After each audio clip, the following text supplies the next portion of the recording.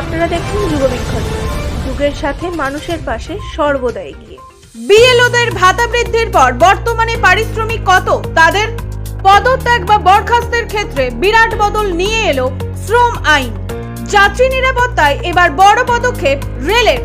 পুনর্বিবেচনার আর্জি খারিজ করলো সুপ্রিম কোর্ট। 1 ডিসেম্বর থেকে কমলো এলপিজি গ্যাসের দাম। আপনারা দেখছেন যুগবীক্ষণ খাস খবর।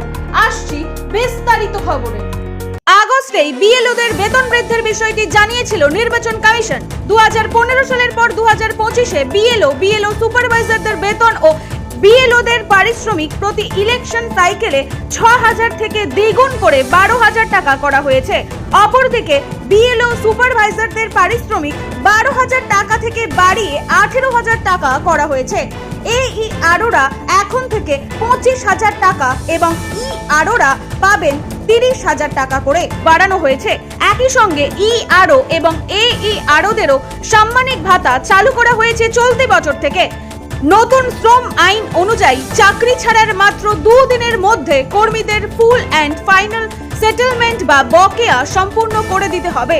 পূর্বে কোনো সংস্থা বদল করলে ফুল অ্যান্ড ফাইনাল সেটেলমেন্ট বা বকেয়া পেতে 30 থেকে 45 দিন অপেক্ষা করতে হতো, কিন্তু এখন নতুন নিয়ম অনুযায়ী 2 দিনের মধ্যেই সম্পূর্ণ করতে হবে বকেয়া। সূত্রের খবর, যাত্রী নিরাপত্তার স্বার্থে দূরপাল্লার ট্রেনে এবার সিসিটিভি ক্যামেরা বসানোর চিন্তা ভাবনা করা হচ্ছে। ইতিমধ্যে চলন্ত ট্রেনের মধ্যে নজরদারি বাড়ানোর জন্য বিভিন্ন দূরপাল্লার ট্রেনে সিসিটিভি ক্যামেরা বসানোর কাজ শুরু করে দিয়েছে রেল কর্তৃপক্ষ। আগামী মাস 6 মধ্যে রেলের খড়গপুর ডিভিশনের প্রতিটি দূরপাল্লার ট্রেনের কামরায় সিসিটিভি ক্যামেরা বসতে চলেছে বলে জানা যাচ্ছে। বাংলা ও বাঙালি চিরকালই বিনোদন প্রিয়। বিশুদ্ধ বিনোদনের সেরা ঠিকানা যুগবীক্ষণ, বিনোদনে বাংলা। বিনোদনের A to Z এখন এখানেই।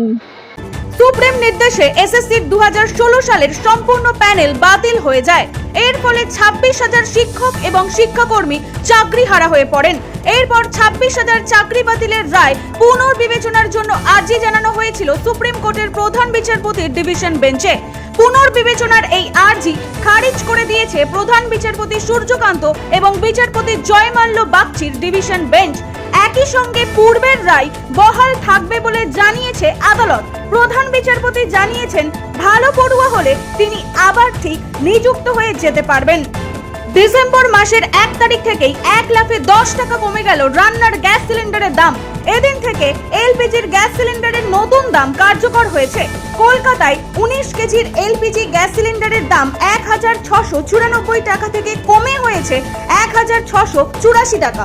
প্রসঙ্গত উল্লেখযোগ্য, গৃহস্থের বাড়িতে ব্যবহৃত 14.2 কেজির এলপিজি সিলিন্ডারের দামের কোনো পরিবর্তন হয়নি। রাজনীতি থেকে ক্রীড়াঙ্গন, শিক্ষা সংস্কৃতি থেকে বিনোদন, সব খবরে প্রথমে যুগবীক্ষণ প্রিন্ট ও ডিজিটাল। পড়ুন, দেখুন এবং এগিয়ে চলুন যুগের সাথে।